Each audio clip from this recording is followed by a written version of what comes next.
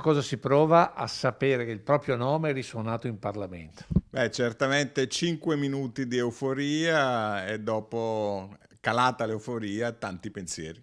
Del resto non capita a tutti e tutti i giorni sentire il proprio nome scandito a chiare lettere nell'aula di Montecitorio e soprattutto nel corso dell'elezione del Presidente della Repubblica.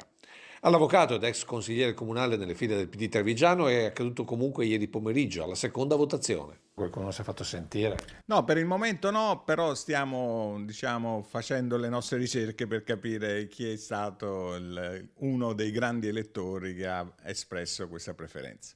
A questo punto la domanda è d'obbligo. Ma se le chiedessero veramente di fare il Presidente della Repubblica?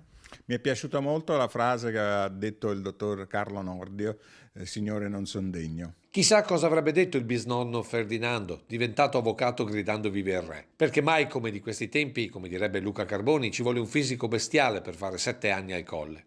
Ecco perché Sossio ha già la sua preferenza. Io credo che non ci sia altra carta che quella di Draghi. E questo voto con il suo nome, secondo Sossio, racconta una realtà a due facce. È una cosa che inorgoglisce, però fa anche molto riflettere sullo stato dei partiti attuali. Perché il vero dato sconfortante è la montagna di schede bianche. Riflettono una carenza dei partiti che non riescono più a formare una classe dirigente.